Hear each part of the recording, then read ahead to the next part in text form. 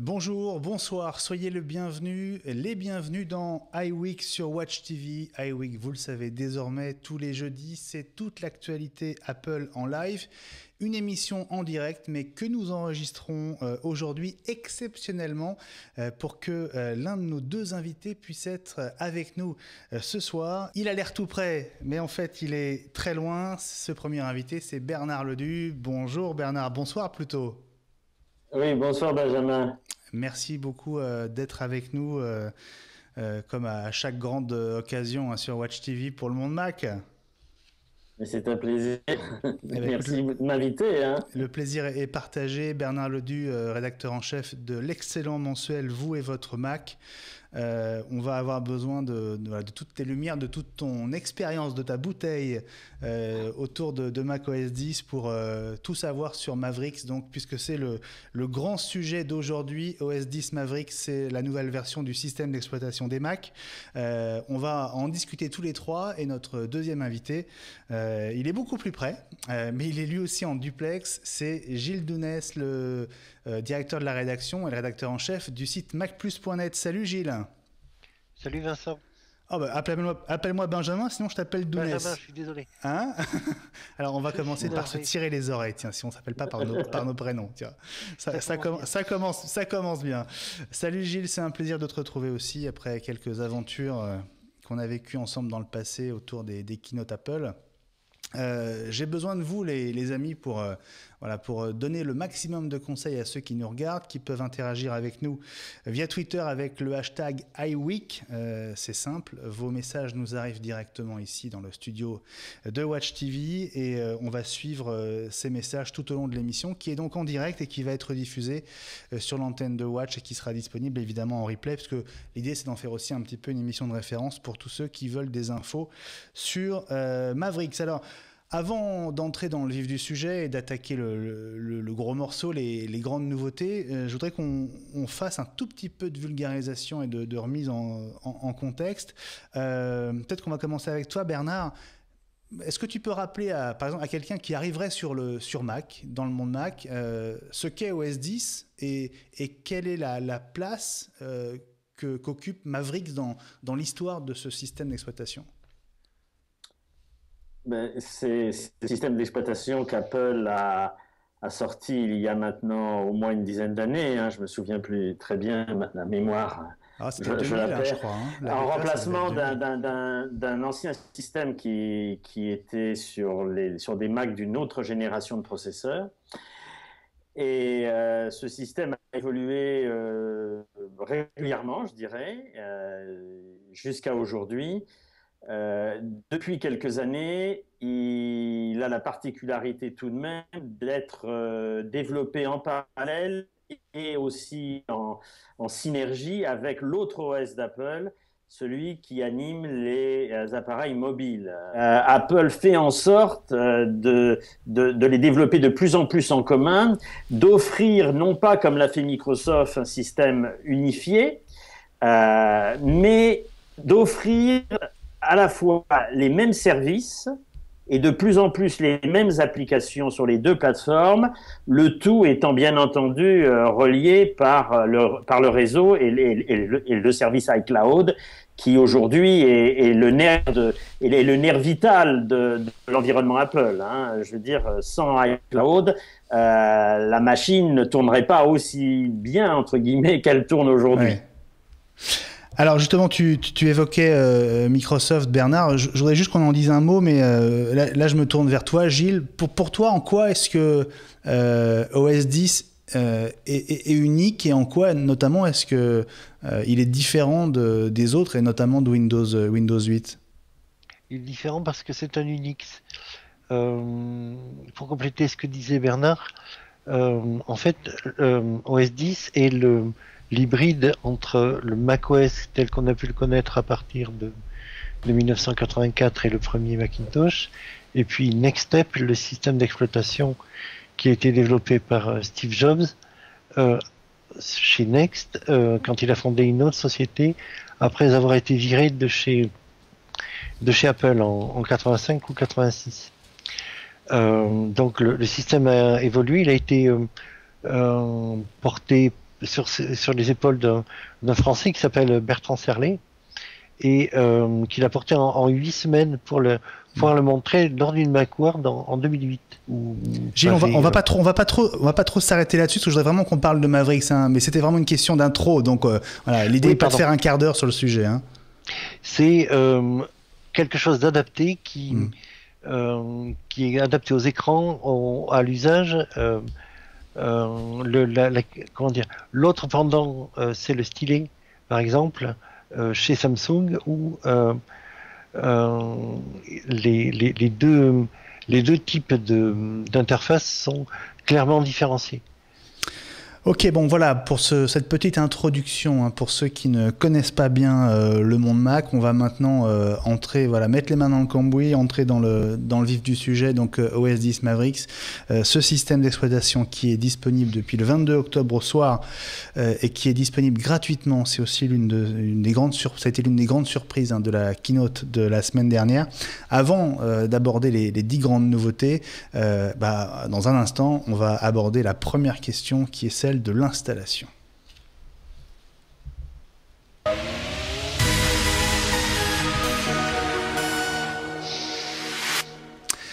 Alors l'installation, c'est formidable, c'est gratuit, donc en un clic on peut passer à Mavericks, mais Bernard, attention, on a d'une certaine manière pris de mauvaises habitudes avec l'iPhone et l'iPad, et on ne fait pas une mise à jour sur son Mac comme on l'a fait sur un iPhone ou un iPad justement. Écoute, oui, moi je pense qu'il faut quand même faire attention, même si en fait, depuis donc que le système est sorti, j'ai installé les doigts dans le nez sur plein de machines. Hein. Sans perte de fichiers, sans problème. Sans perte de fichiers, mais il y a des fois des petits problèmes qui sont liés en fait au passif, ce que j'appelle le passif de l'utilisateur, le passé et le passif. C'est-à-dire qu'effectivement, Apple ne peut absolument pas prévoir ce que chaque utilisateur sur sa machine va faire avec ses fichiers, avec les logiciels qu'il installe, avec plein de choses. Et que donc, il peut y avoir des petits problèmes. J'ai dépanné ma mère hier et avant-hier parce que il y avait des problèmes. Le clavier Bluetooth marchait pas très bien. Il y avait également des problèmes avec des logiciels qu'elle traînait depuis très longtemps parce qu'elle ne met jamais à jour rien. Mais ça veut dire quoi? Le premier conseil avant de faire l'installation, c'est quoi? C'est d'abord de vérifier que il faut essayer de mettre à jour tout. Voilà. Tout ce qu'on peut mettre à jour sans que ça coûte, évidemment, hein, parce qu'il y a des logiciels qu'on ne peut pas mettre à jour parce que ça coûte cher, et il y a des gens qui n'ont pas mis à jour leur suite Adobe ou ceci ou cela depuis longtemps. Mais donc Bernard, déjà si ça va marcher. Dans quel ordre est-ce qu'il faut faire les choses? Est-ce qu'il faut d'abord vérifier que les applis dont on a vraiment besoin au quotidien sont compatibles avec Mavericks? Oui, il faut vérifier avant, parce que moi, par exemple, je suis passé à Mavericks sur mon outil de travail et je me suis rendu compte immédiatement que Quark Express 9.5.3, avec lequel je fais le magazine, bombe dès qu'on essaye de déplacer la moindre chose sur une page. Et il y a une nouvelle version, bien entendu, qui est la 10, qui est compatible, entre guillemets, avec Mavericks. Le problème, c'est que elle est toute jeune, c'est une réécriture complète de ce logiciel. Et donc, il y a d'autres problèmes qui se posent avec cette version 10 sur Maverick, notamment des problèmes de performance et des problèmes aussi de bugs. Et par ailleurs, il y a, pour prendre l'exemple de Quark Express, des logiciels qu'on met dessus, par exemple comme des vérificateurs orthographiques, des choses qui viennent en plus, et tout ça, eh bien, il faut du temps pour que ça s'adapte en fait au nouvel OS. Et donc, effectivement, quand on appuie sur le bouton et qu'on met à jour, c'est très rapide, c'est très simple, et ça ne pose pas vraiment de gros soucis, mais on peut avoir de grosses déconvenues, surtout quand on est un professionnel et qu'on a des outils de travail. Si on est juste un amateur chez soi, il y a quelque chose qui marche plus, Bon, voilà, mais si on a vraiment besoin de production en vidéo, en son, en papier, comme moi, effectivement, il faut pas faire ce que j'ai fait. Il faut réfléchir un tout petit peu avant plus que moi je l'ai fait dans l'élan et se poser des petites questions. Et voilà. Pourtant, tu nous avais prévenu la semaine dernière hein, qu'il fallait pas se précipiter. Hein. Et je le savais en plus qu'il y avait des problèmes. Mais bon, dans le prochain numéro, il y a un dossier et tout sur Maverick. Il fallait bien que je... Voilà, et puis que c'est difficile de travailler dans différents environnements, écrire dans l'un, changer dans un autre espace pour tester et autres. Moi, je ne sais pas faire ça trop bien. Donc, bon, on va dire que tu as fait des erreurs volontairement. On va dire que tu as fait des erreurs volontairement pour mieux en parler dans le magazine, c'est bien. Voilà, ou à Watch TV. Merci Bernard de t'être sacrifié pour nous. Gilles, quels sont les retours de tes lecteurs sur l'installation de Maverick parmi les premiers qui l'ont effectué? Est-ce que globalement ça se passe bien ou est-ce qu'il y a quand même des soucis? Qu'est-ce qui remonte? Globalement, il n'y a pas eu trop de soucis à part Gmail qui a eu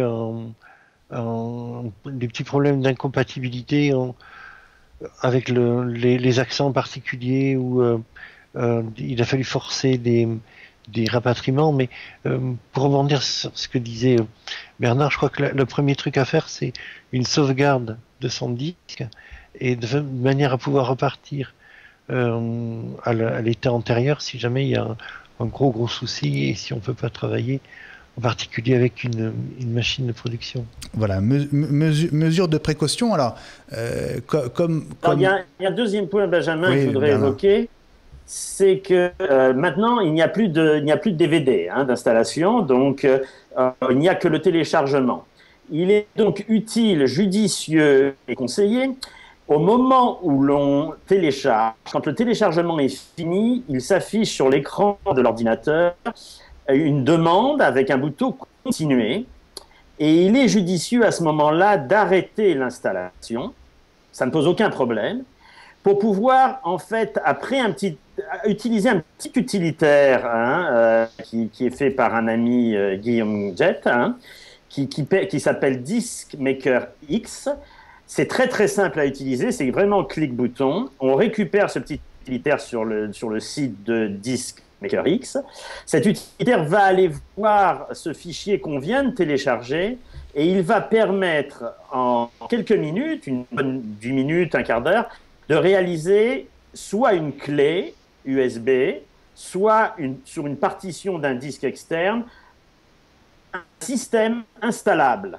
Ce qui remplace le DVD qui avant était fourni et qui ne l'est plus fourni. Ouais. Ce qui est très important parce qu'en cas de pépin par la suite, au lieu de démarrer sur la partition de secours de macOS 10 et de devoir retélécharger 5 gigas, quand même, c'est assez lourd. Ouais, 5 gigas on a sur soi et en plus on peut ne pas avoir de connexion Internet au moment où la catastrophe arrive. Il faut avoir réalisé ce petit disque externe ou cette petite clé au minimum 8 gigas. Mais ça coûte vraiment plus rien aujourd'hui une clé de 8 gigas. Il faut avoir cette clé en permanence avec soi quand on est en déplacement, par exemple, avec son portable, avec son MacBook ou autre. Donc, très important, quand on télécharge Maverick pour l'installer, on arrête l'installation quand il demande de poursuivre l'installation. On dit non, il y a un menu pour ça, on arrête l'installeur. On reprendra plus tard, quand tout sera fait, à un autre moment s'il le faut. Il suffira tout simplement de double-cliquer dans le dossier application sur l'installeur qui sera toujours là au chaud et tout repartira comme si de rien n'était. C'est une mesure très importante à faire pour tout le monde, que l'on soit expert ou que l'on soit débutant. Alors justement Bernard, comme vous, moi aussi je me suis lancé et j'ai d'abord tenté puis réussi à installer Maverick sur un Mac pas récent et je me suis rendu compte que mon iMac était beaucoup plus ancien que ce que je pensais. En fait je suis passé ric-rac, c'est-à-dire que j'ai la génération la plus ancienne à être compatible avec Maverick. On va voir la vidéo d'ailleurs de ce qui s'est passé sur mon Mac. J'ai un iMac 24 pouces dont j'ai trouvé la référence exacte dans vous savez, dans l'onglet de la pomme à propos de votre Mac, en savoir plus. Donc j'ai pu retrouver à la fois le numéro de série et vous savez, ce petit code à 2 chiffres avec une virgule qui identifie en fait la génération du Mac. Hein. Donc, vous voyez, d'abord, voilà, j'ai lancé mise à jour de logiciel. On m'a dit, votre logiciel est à jour alors que je suis en 10.6. Donc, ce Mac-là, et pour mes enfants, il est clairement pas mis à jour fréquemment, mais officiellement, j'avais pas de version à télécharger. Alors je me suis dit c'est quand même bizarre, il m'a pas l'air si vieux que ça. Donc pour me renseigner, voilà, je suis allé dans cet onglet, ce menu pomme. Je suis allé vérifier. On va enlever mon image parce qu'elle cache. Voilà. Je suis allé vérifier donc en cliquant sur matériel à gauche. Voilà, iMac 7,1. Alors c'est pas encore très parlant, mais n'importe quelle recherche sur Internet vous donne immédiatement l'année et le modèle de Mac concerné. Et donc très simplement en copiant cette référence et en ajoutant Mavericks dans Google, eh bien, je suis arrivé sur l'un des nombreux sites qui liste en fait tous les Mac compatibles avec Mavericks, et vous allez voir qu'en fait l'iMac 7,1 il est tout en haut de la liste.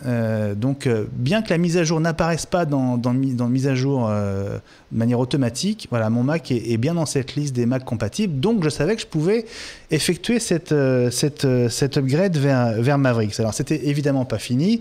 Je vais vous montrer la suite de mes aventures. Je suis donc allé sur le Mac App Store pour récupérer Mavericks. Voilà, il est là. Téléchargement. À droite, il y a toutes les infos sur le poids, les langues supportées, etc. Sur la gauche, il y a le bouton téléchargement. J'ai lancé le téléchargement. Et puis, Bernard, effectivement, j'ai voulu utiliser Disk Maker X dont tu parlais à l'instant pour créer une clé USB d'installation qui me resservirait à volonté.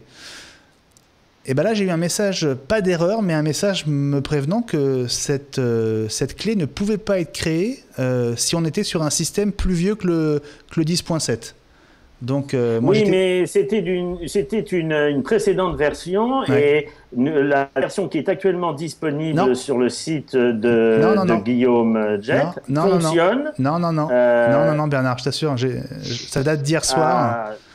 Moi, je l'ai téléchargé et on l'a fait sur.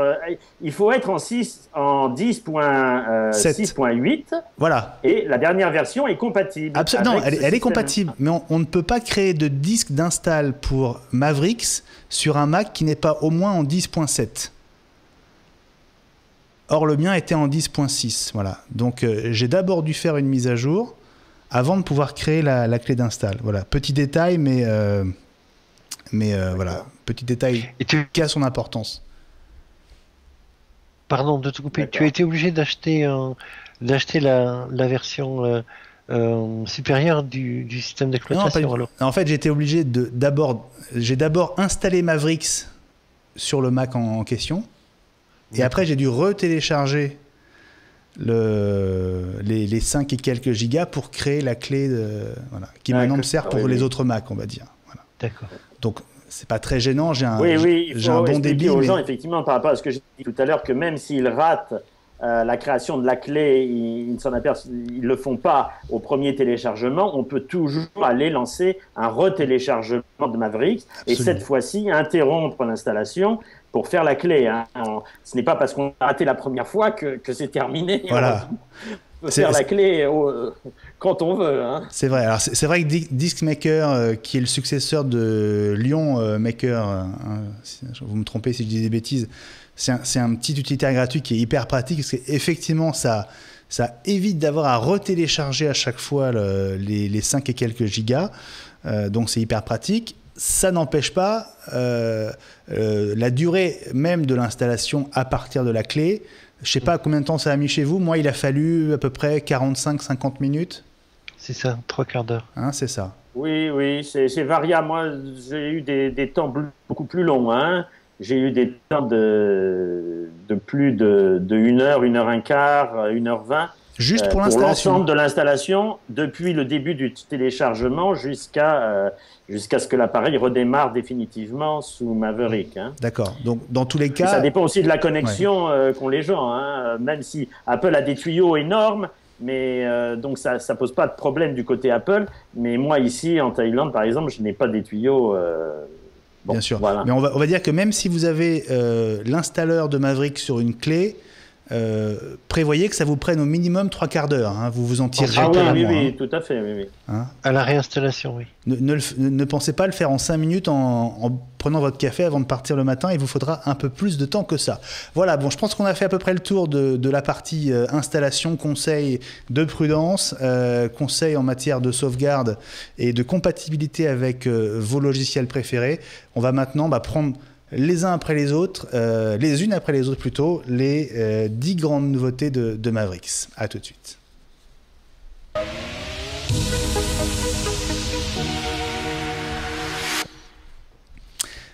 Alors 10 grandes nouveautés, il y en a en fait beaucoup plus que ça. Il y en a presque 200 selon Apple, mais il y en a 10 qui émergent. Alors l'ordre est un peu aléatoire, mais on va dire que j'ai pensé à toi, Bernard, et j'ai pensé à ce que tu nous disais le 22, donc la semaine dernière. On va commencer par la gestion du multi-écran. Est-ce que ça te convient ? C'est quand même pas le plus important. Ah non, mais tout le monde n'a pas plusieurs écrans. Et tout le monde utilise le Finder quand même, par exemple. Bon, alors tu veux qu'on commence par quoi ? Par les onglets, alors par exemple ? Par le Finder quand même, qui est la pièce. Alors, faisons doublement plaisir à Bernard. La tour de contrôle, c'est l'application, personne ne s'en aperçoit parce qu'il se lance tout seul, mais c'est l'application comme une autre, c'est l'application que tout le monde utilise à tout bout de champ. Dès qu'on quitte une autre application, on revient au Finder, on bouge les fenêtres, on va chercher ses fichiers. Le Finder est omniprésent, en permanence allumé, il est là, donc c'est vraiment la pièce importante. Et Dieu sait qu'il n'avait pas bougé vraiment depuis. Bon, certes, il avait été réécrit en Cocoa, c'est-à-dire dans les API modernes, les outils de développement modernes d'Apple pour Lyon, si je ne m'abuse, peut-être Montaiglon, enfin je ne sais pas, mais grosso modo, il n'y avait pas beaucoup de changements du côté utilisateur, c'est-à-dire service à l'utilisateur. Et bon, Apple a fait des petites choses qui ne sont pas inintéressantes cette fois-ci, voilà. Alors justement, bon, j'ai tenté une fausse ouverture sur les écrans, mais alors Bernard m'a coupé l'herbe sous le pied, donc on va directement passer au plus important, c'est vrai, le Finder. On va commencer par les onglets. Alors, Gilles, est-ce que tu veux nous expliquer quelle est la nouveauté en ce qui concerne ces onglets dans le Finder ? Qu'est-ce que c'est, à quoi ça sert et pourquoi c'est bien ? Alors, on rajoute, à la manière de Safari ou d'un navigateur Internet, on rajoute des fenêtres qui, au lieu de se balader un peu partout sur l'écran, sont regroupées dans une fenêtre unique et dans laquelle on peut naviguer de l'un à l'autre éventuellement en utilisant la touche Tab. Et c'est en particulier très pratique pour les glisser-déposer de documents d'une fenêtre à l'autre. Quand on a un disque NAS à distance ou des choses comme ça, ça évite de prendre toute la place sur les écrans ont tendance à être de plus en plus grands, mais sur un MacBook Air 11 pouces par exemple, l'espace est compté. Donc Apple a pensé à ses utilisateurs mobiles qui n'ont pas tous des écrans de 24 ou de 27 pouces. Bernard, pour faire simple, c'est exactement le même système qui était pour l'instant réservé à Safari qu'on retrouve maintenant dans le Finder en fait, ou ça va au-delà de ça ? C'est un système qu'on trouve partout maintenant. Hein. Ouais. C'est devenu, Apple a mis énormément de temps à utiliser ce type de navigation alors que plein de logiciels de tout domaine l'utilisent.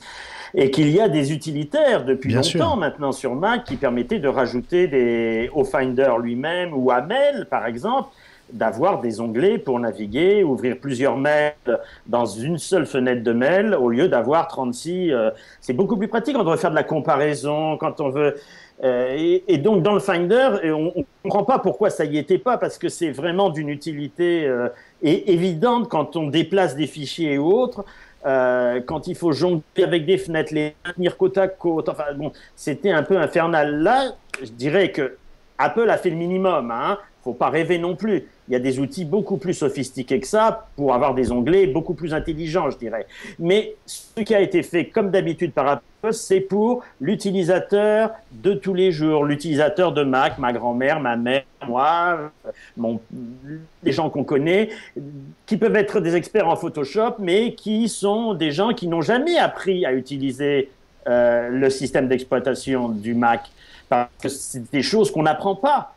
On peut apprendre Photoshop, on peut apprendre Illustrator, on peut apprendre InDesign, Quark Express, on peut apprendre des logiciels de musique, mais personne n'apprend à utiliser l'OS. Et pourtant, c'est ce qui est le plus important.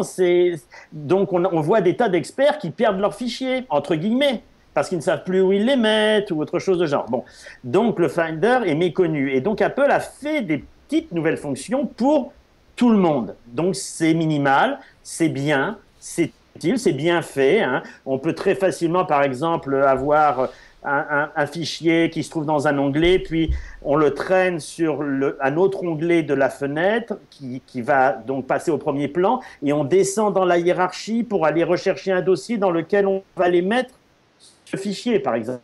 Avant, c'était tout un là, maintenant, c'est vraiment beaucoup plus fluide, je dirais, beaucoup plus simple. Ça va éviter l'accumulation des fenêtres qu'on a tous les unes au-dessus des autres sur nos écrans?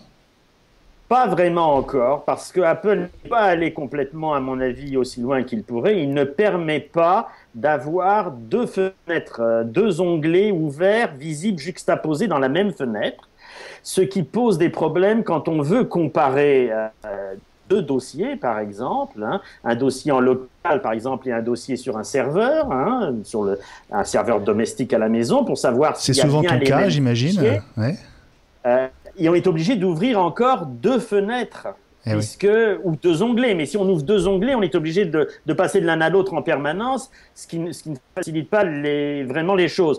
Il y a heureusement des utilitaires comme Extra Finder ou Total Finder, et puis d'autres produits qui s'apparentent un petit peu à ce qu'on trouve dans le monde du FTP et autres, qui permettent d'avoir une grande fenêtre Finder qu'on coupe en deux, et on a le dossier A d'un côté et le dossier B de l'autre, et on peut visuellement lister en temps réel et voir s'il y a des différences et donc agir en conséquence. Ça, c'est pas possible, et donc la multiplication des fenêtres risque de perdurer. Maintenant, ce qu'il faut voir aussi, c'est que les onglets, c'est lié à une autre fonction du Finder, qui est que maintenant, on peut mettre le Finder en plein écran, ce qui n'était pas possible avant, et ce qui est logique. Vu que le Finder était composé de tas de fenêtres, mettre le Finder en plein écran n'avait aucun sens. À partir du moment où on peut réunir tout ce qui avant était disparate dans une seule fenêtre, on peut aisément donc attribuer à cette fenêtre le plein écran et donc un espace de travail à elle seule. Et c'est tout à fait pratique d'avoir un espace de travail Finder dans lequel on peut facilement venir faire ses petites affaires. Faire ses petites affaires. Voilà. C'est ça, c'est ce que tu voulais dire. Bon, Gilles, on va peut-être pas passer 1 heure sur les onglets. Non, je voulais rajouter un truc, c'est que depuis ce que disait Bernard sur l'aspect naturel et intuitif du Finder, qui est la marque de fabrique d'Apple, au départ sur macOS 10, sur le Mac, il n'y avait pas de fenêtre de Finder. C'était le bureau de l'écran. Et depuis macOS 10, c'était la caractéristique des Unix, il y avait une fenêtre avec le Finder, et les gens étaient un peu perdus dans l'un à l'autre. Et là, la possibilité de l'ouvrir en plein écran revient encore à plus de caractère intuitif, naturel et anthropomorphique du Mac et du bureau tel qu'on a pu l'avoir depuis le début, quoi. En fait, le Finder est l'une des applications qui tourne, c'est ça, Bernard? Oui, le Finder est une application qui, au même titre que les autres, d'ailleurs, il y a des utilitaires qui permettent de la quitter, parce qu'on peut très bien travailler sur Mac en quittant le Finder, hein. Donc, quand on n'en a pas besoin, ça ne sert à rien qu'il occupe de la mémoire, hein, ou des ressources système. Donc, on peut tout à fait quitter le Finder et avoir des sessions de travail dans son outil de travail, par exemple, pour un professionnel, Photoshop, si on travaille 8 heures par jour dans Photoshop, on peut tout à fait se passer du Finder. On manipule les fichiers par les dialogues d'ouverture et d'enregistrement de l'application, et donc on se passe du Finder. Et quand on a besoin du Finder, il suffit de le rappeler en cliquant dans le dock. Alors bien sûr, c'est pas une fonction standard de l'OS, mais il y a plein de petits utilitaires qui permettent de faire ça, et qui montrent que en fait le Mac fonctionne sans le Finder.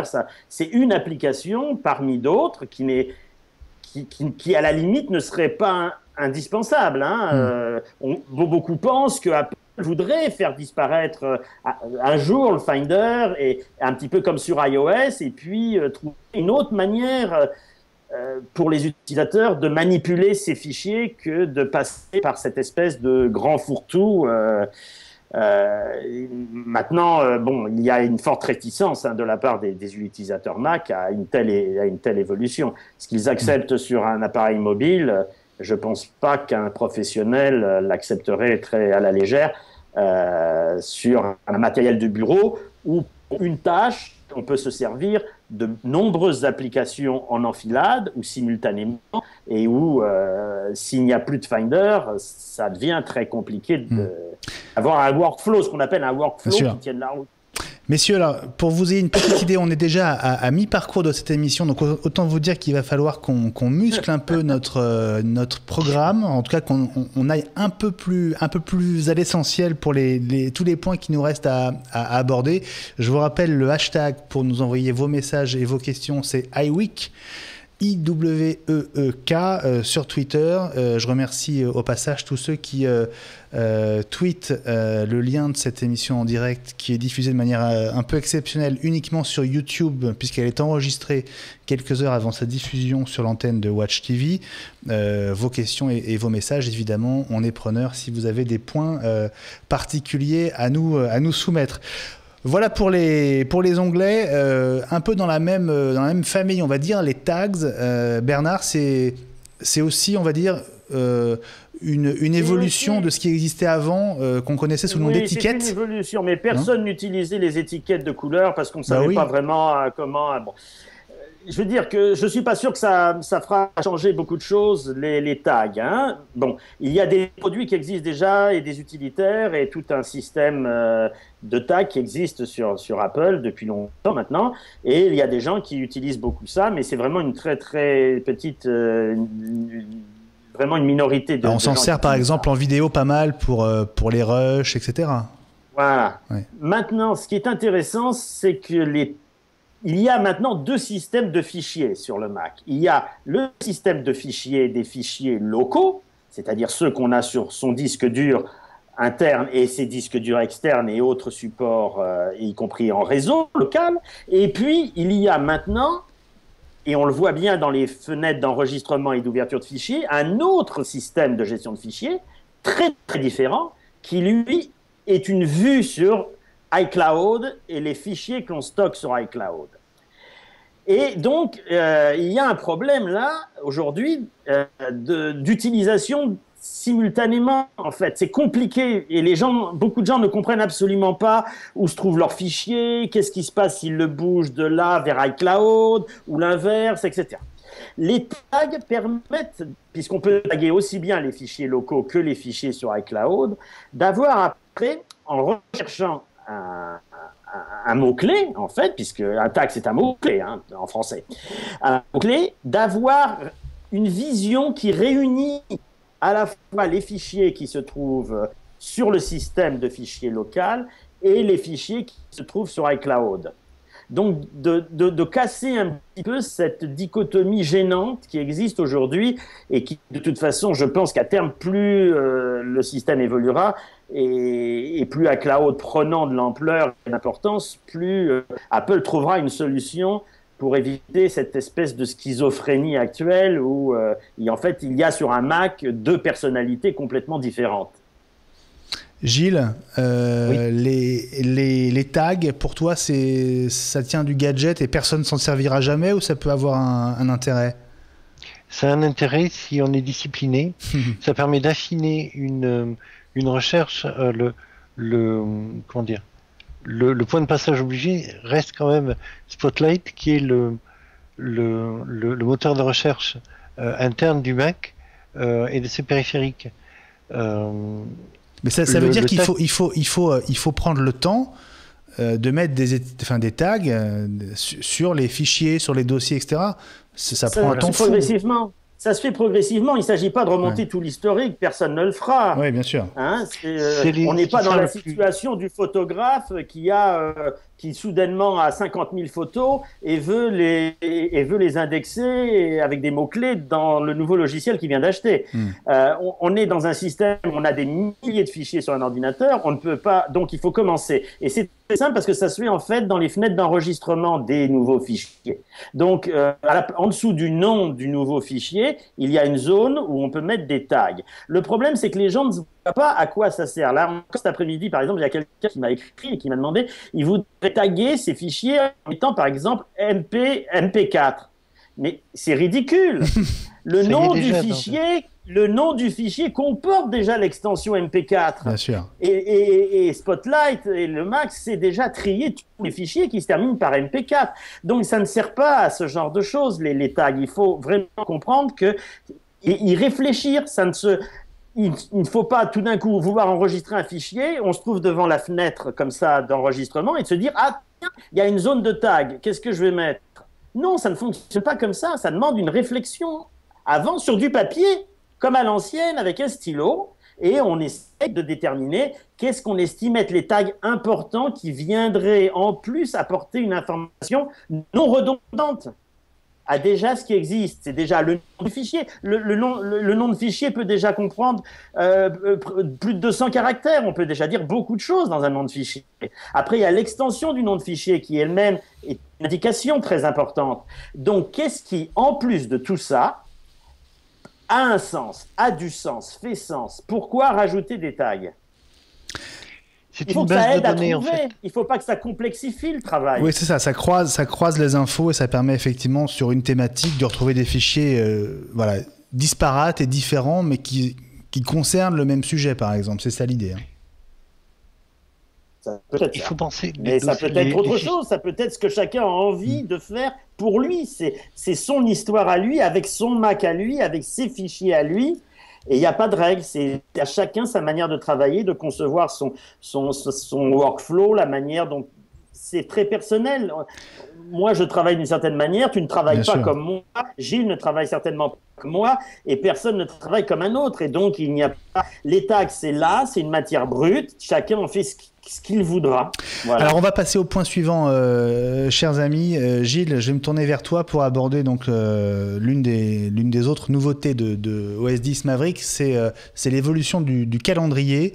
On se rapproche de plus en plus du calendrier de Google, d'ailleurs, en apparence. Oui, avec comment dire, c'est pas quelque chose que j'utilise très souvent, je dois dire, mais ils ont rajouté des fonctions. C'était très difficile d'utiliser le calendrier en ligne. Depuis iCloud, c'est beaucoup plus naturel. Depuis avec iOS 7, les notifications se font de façon beaucoup plus systématique. N'empêche que Bernard, ouais. Oui. Est-ce que Bernard, toi, tu te sers du calendrier ou pas du tout? Oui, je me sers du calendrier, mais en fait, dans mon activité pour le magazine, en fait, je teste en permanence de nouveaux produits. C'est un domaine prolifique. Hein. Il en sort une quantité industrielle de calendriers. Quel intérêt à utiliser celui de Mavericks plutôt qu'un calendrier Google, par exemple? Déjà parce qu'il est synchronisé par iCloud et donc instantanément ou quasi instantanément, ce que l'on a sur le Mac se retrouve sur l'iPhone, l'iPad, etc. On peut le faire aussi avec Google, pourquoi pas, mais pourquoi faire compliqué quand Apple fournit les choses comme ça, hein? Voilà, je veux dire. Bien sûr. Donc, moi, je pense qu'il y a des évolutions intéressantes au niveau de l'intégration avec Plan, par exemple, hein. de pouvoir, quand on a un rendez-vous, avoir donc dans la fiche du rendez-vous, d'avoir le lieu, la localisation avec le plan, les temps de trajet par exemple, un calcul de l'horaire, compte tenu d'avoir la météo aussi, éventuellement, bon, il y a des choses assez intéressantes qui sont faites. Moi, je dirais simplement que Apple reste dans du très classique au niveau des calendriers, et Apple fournit aux utilisateurs 2 applications complètement séparées, un calendrier pour les événements et une autre application qui s'appelle Rappel pour les tâches. Et moi, je milite depuis des années dans tout ce que j'écris pour dire que la vie n'est pas faite d'événements d'un côté et de tâches de l'autre, mais quand on regarde sa journée de travail ou de loisirs, il y a à la fois des choses à faire précises dans la journée et des choses qui peuvent bouger dans la journée qui sont des tâches. Il y a plein de logiciels qui savent aujourd'hui réunir dans un même planning, sur un même planning, les tâches et les événements. Apple est toujours, là encore, très, très à la traîne, reste très traditionnel et fait très peu évoluer les choses, alors qu'elle pourrait se permettre d'être à l'avant-plan d'un certain nombre dans un certain nombre de domaines, et celui de la gestion du temps est un domaine important pour beaucoup d'utilisateurs du Mac, et Apple reste, disons, très classique, si bien que ça laisse la place, effectivement, à des tas d'autres pour développer des solutions alternatives beaucoup plus intelligentes que ne l'est. Mais bon, là, il y a eu du progrès dans le calendrier, il y a eu du progrès, on le salue, et il marche bien. La synchronisation est très, très bien faite par iCloud. Voilà. Alors, Gilles, tu évoquais tout à l'heure les notifications. Moi, je suis très embêté par ces notifications qui surgissent à longueur de temps au moment où ça m'embête. Qu'est-ce qui a évolué avec Mavericks, Gilles, de ce côté-là? On peut répondre immédiatement. Alors, c'est un outil de distraction supplémentaire, mais on peut répondre à l'intérieur des notifications aux sollicitations qui vous sont envoyées, c'est-à-dire aux tweets et aux message iMessage. C'est-à-dire sans avoir à ouvrir une application, en fait, c'est ça? Voilà, juste dans le coin supérieur droit de la fenêtre de l'application. Bernard? Il y a oui, on peut répondre on peut mettre ces mails à la poubelle au fur et à mesure qu'ils arrivent. Donc moi, je détruis, grâce à ce système extraordinaire, je détruis 99% des mails que je reçois dans la journée. Sans les lire, donc. Sans les lire. Bien entendu, c'est évident, sans les lire. Voilà, on est prévenu maintenant. Temps à lire des mails, je veux dire. Donc je garde que très très peu de mails que je vais lire, et sur les mails que je lis, je n'en garde que très bon, je veux dire. Mais donc c'est un outil très pratique pour moi. Mais maintenant, il y a dans l'OS un système très très très très bien fait, beaucoup mieux que dans Montaigne-Lyon, pour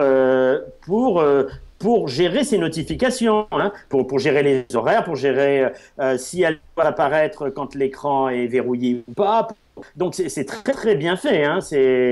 Ça n'a rien à voir avec ce qu'il y avait dans les précédentes versions. Ici, on est en face de tout un système avec des tas d'options, et donc c'est à l'utilisateur, bien sûr, de savoir ce qu'il a envie de faire. Donc c'est vraiment paramétrable. Ça, c'est une bonne chose, parce que moi Ah oui, c'est très paramétrable. J'ai beaucoup été embêté jusqu'à maintenant. On en a dit un mot aussi, Plan qui arrive sur OS X, donc qui pour l'instant n'existait que sur iOS.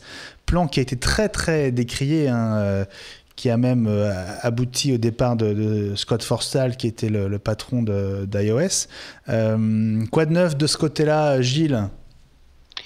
On peut balancer, entre guillemets, les itinéraires que l'on va construire sur Plan à la manière de Google Maps. On les retrouve, si l'on le désire, directement dans son iPhone ou dans sa tablette. Ça, c'est un vrai progrès avec le calendrier. Ça veut dire quoi? On commence une recherche sur son Mac et on récupère le résultat sur son iPhone, c'est ça? C'est ça. Ouais. Quand on monte dans sa voiture ou sur son vélo, pourquoi pas, si on a un support pour l'iPhone, comme ça se fait. Est-ce qu'au niveau de la précision, et on va dire de l'efficacité. Est-ce que Plan maintenant est de taille à rivaliser avec Google Maps qu'Apple on va dire, comment on dit, mis de côté au profit de son propre logiciel, Bernard? Moi, je ne peux pas te répondre parce que je vis dans un endroit où Apple nous fournit une carte où ma maison n'existe pas. Hein. Sur les photos, sur les photos satellites. Ben oui, c'est des très vieilles photos. Donc, alors que sur Google, ma maison est construite, sur Apple, ma maison n'est pas construite. Mais quelle chance, Bernard, au moins tu es sûr d'être tranquille.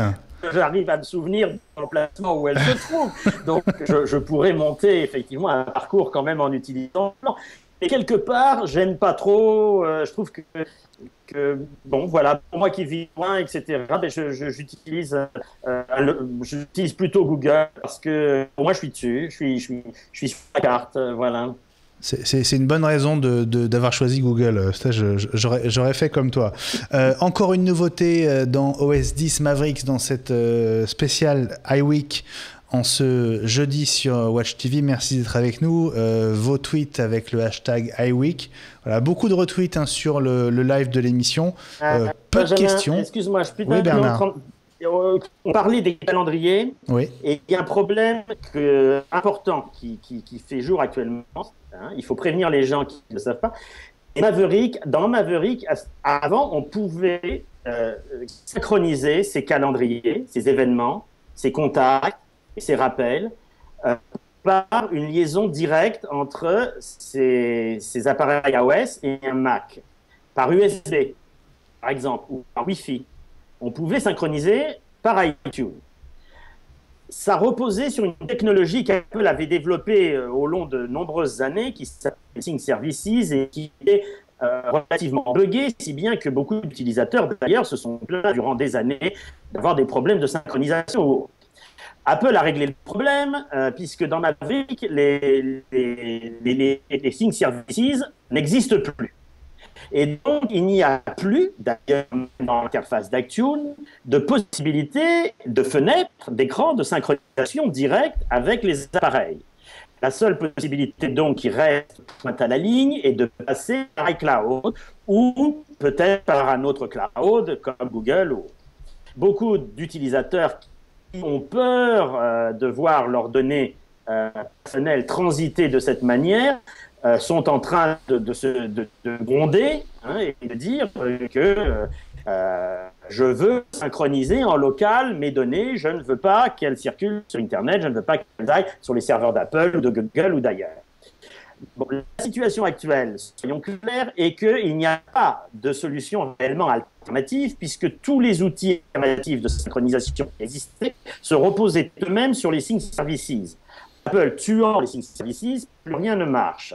Donc, il reste une possibilité qui n'est pas à la portée de tout le monde, qui n'est pas chère puisque ça coûte 18 €, c'est de télécharger Maverick Server sur la Mac App Store, qui lui n'est pas gratuit, de l'ajouter. Et grâce à Maverick Server, on peut en local, sur son réseau local, sans quitter son réseau local, assurer une gestion synchronisée de ces événements, de ces rappels, de ces contacts, de ces notes et autres.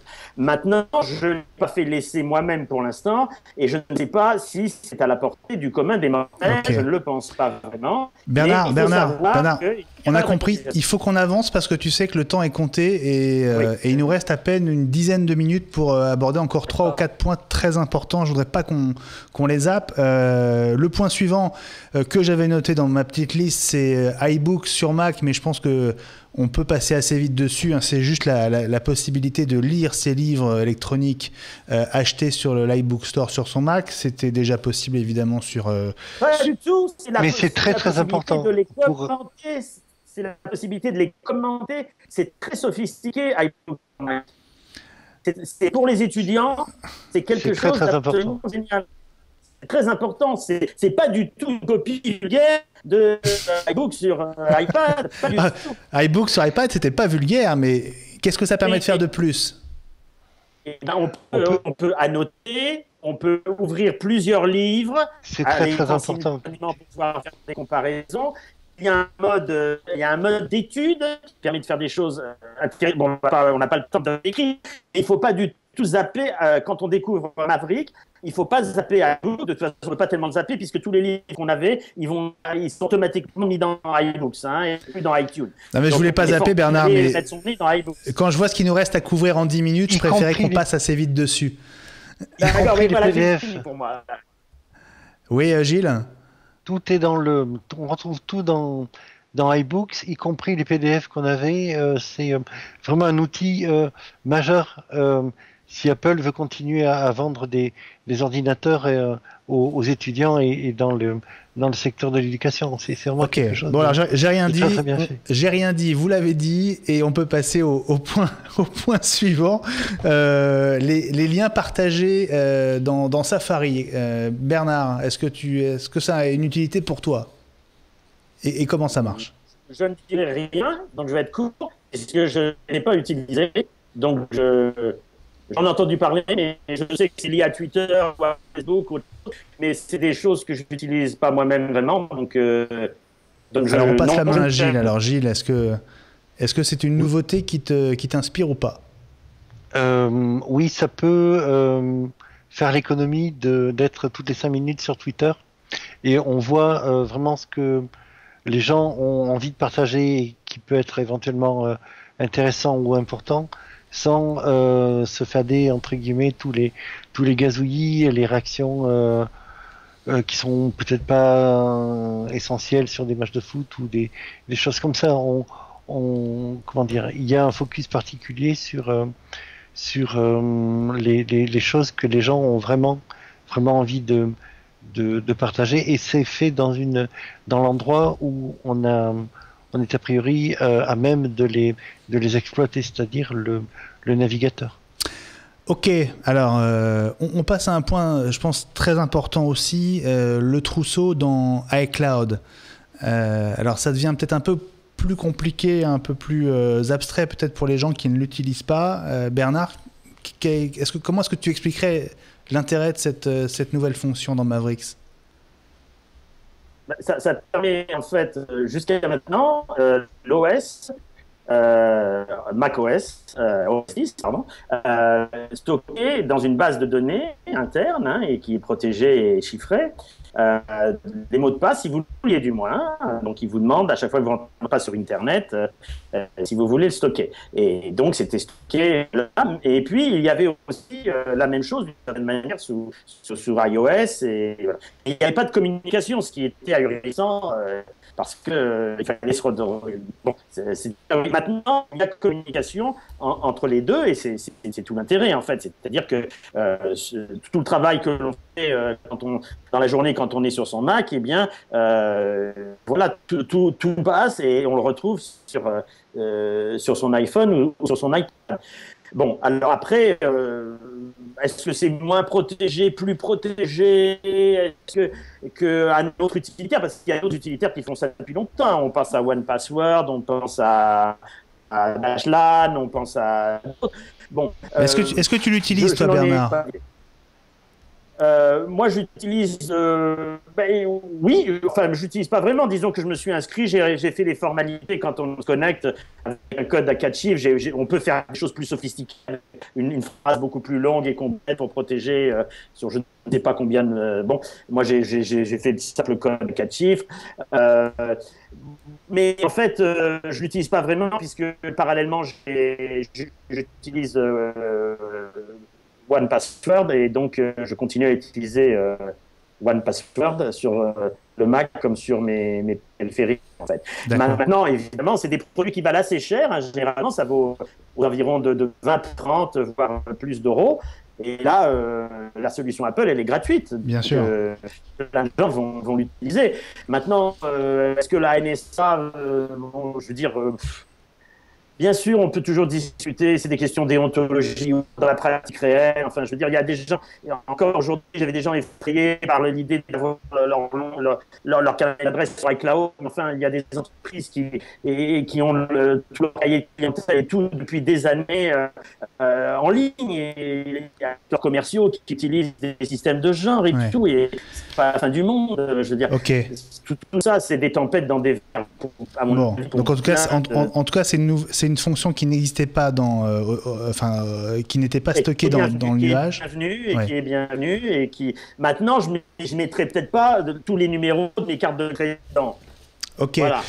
Mes amis Bernard, Gilles, il nous reste 3 minutes environ. Je voudrais qu'on se prenne 1 minute 30 pour parler de tout ce qui ne se voit pas, des gains en termes d'autonomie. Enfin, ça se voit, mais voilà, ça se voit sur la durée. Autonomie, peut-être aussi dynamisme, rapidité globale du système. Est-ce qu'il y a une vraie valeur ajoutée à passer à Mavericks? Gilles? Oui, on est sur une machine pas neuve, mais considérablement rajeunie et gratuitement. On repart sur une base. Ça avait déjà été le cas avec Léopard ou Snow Leopard, je ne me souviens plus. Apple enlève de la matière petit à petit pour se consacrer à l'essentiel, éventuellement pour passer à autre chose, comme l'avait dit Bernard lors de votre couverture de la keynote. C'est un peu l'inverse de Windows, comme tu l'avais pour la question que tu m'avais posée au début de cette émission. Bernard, est-ce qu'à l'usage, il y a un vrai gain à utiliser Mavericks? Écoute, ma mère est passée à Mavericks un petit peu parce qu'elle a vu dans la App Store, on lui proposait d'appliquer sur le bouton. Et la première chose qu'elle m'a dit hier, après quelques jours d'utilisation, elle m'a dit « Oh, mon Mac est beaucoup plus rapide ». Bon. Voilà, elle ne connaît rien à l'informatique. Hein. Ouais. Pour qu'elle trouve que son Mac soit plus rapide, c'est qu'il y a dû y avoir quand même quelque chose de visible.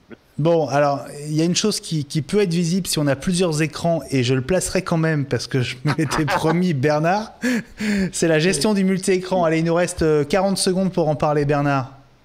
C'est génial, voilà. Donc, si vous avez un Mac, n'hésitez pas à utiliser, si vous avez un Mac, par exemple un Mac et un portable, essayez de trouver un système pour utiliser l'écran du portable. Si vous avez un Mac mini, n'hésitez pas à mettre 2 écrans sur le Mac mini. Si vous avez même un iMac, eh bien, vous avez la chance de pouvoir avoir 2 27 pouces, n'hésitez pas à le faire. C'est génial. C'est vraiment, les 2 écrans vivent leur propre vie, ils ont leur barre de menu, ils peuvent avoir leur dock et chacun a son système d'espace. Bon, c'est très dur de dire en quelques secondes, mais voilà, c'est génial. Il faut absolument, si vous avez 2 écrans, installer Maverick parce que ça va vous changer complètement votre vision de l'informatique, réellement, de l'utilisation au quotidien. Bernard, exemple concret, sur un Mac mini, est-ce que je peux brancher à la fois un écran sur le port Thunderbolt, si j'ai un écran Thunderbolt, et un moniteur HDMI, par exemple?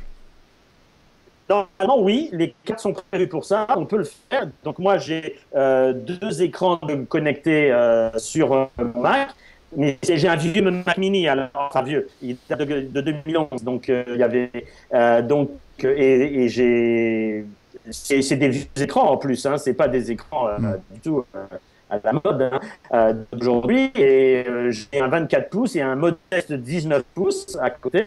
Et bon, le 19 pouces me sert pour des tas d'applications qui n'ont pas besoin d'avoir de l'espace visuel. Hein, voilà. Et il y a plusieurs espaces sur le 19 pouces. C'est-à-dire que le 19 Bernard, pouces. on n'a pas le temps. Bernard, on n'a pas le temps d'entrer dans les détails. Je suis vraiment désolé. Je suis obligé de te... C'est génial. C'est génial. Enfin, on a compris que c'était génial. C'est unique. Ça n'existe pas sous Windows. Et c'est pour ça que je voulais commencer par ça tout à l'heure. Donc, on aura terminé par la gestion des multi-écrans. Merci beaucoup à tous les deux.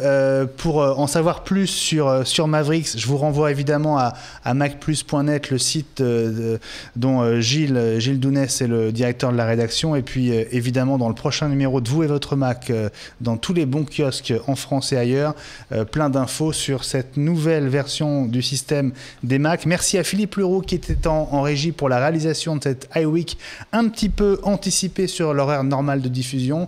Merci à tous. très bonne semaine, bonne journée ou bonne soirée sur Watch TV et à très vite.